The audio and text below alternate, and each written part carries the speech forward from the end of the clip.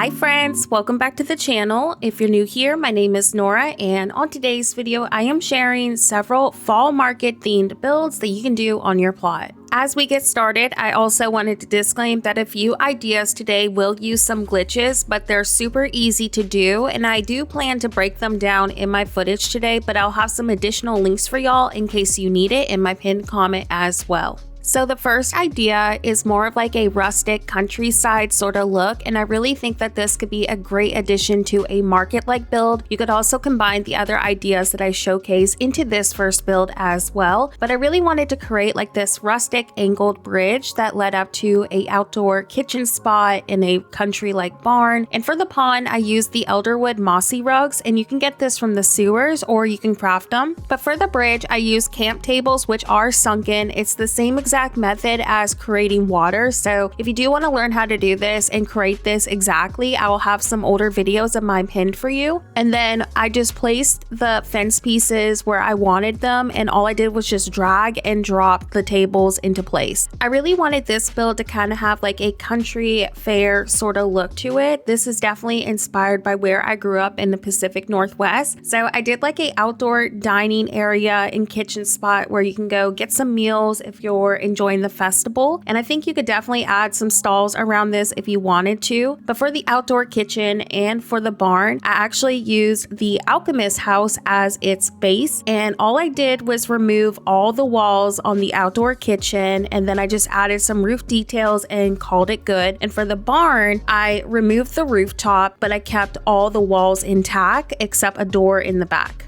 The porch area of my barn is created with the gourmet bowl method that I used earlier, and the entire inside of the barn and front door area is made out of building blocks as well as the roof. Now, something I want to point out is these pillars right here are actually connected to these builder bridges I've used as an extra detail on top of the building blocks. It's a really easy glitch to do, but the negative is the pillars go inside of the Alchemist house. So when you're performing this glitch, which I'm about to showcase, your walls are going to be removed for this, and you can add the walls back later. But we're going to place a gourmet bowl down, which is optional. I just do it to line everything up. And then we're going to place a pillar on top of the stairs and bridges over here. So again, we're placing the pillar. Then I'm going to leave this area for a brief moment and grab a second pillar and place it in my ideal location. So roughly in this area, you might have to try this a few times to measure it. Then I'm going to pick that same pillar up that I just placed and move it up to this block over here. But we're not actually going to place it onto the block. Instead, I'm going to cancel its placement with an item in my hotbar. So in this case, it was the camp bench in my inventory at the number 2 keybind. Then I'm going to multi-select the pillar, make sure the whole entire item lot turns yellow. Then we're going to drag this up to our ghosted pillar, and we're going to snap it onto the ghosted pillar. So just make sure it connects on top of that. And then once we place it, I'm going to remove the pillar on top of the bridge. And once we do that, we'll just grab the ghosted pillar and place it on the ground, and your staircase should now be floating. And then the last step is just dragging this inside of the Alchemist house, and you're going to do this several times to create that roof detail.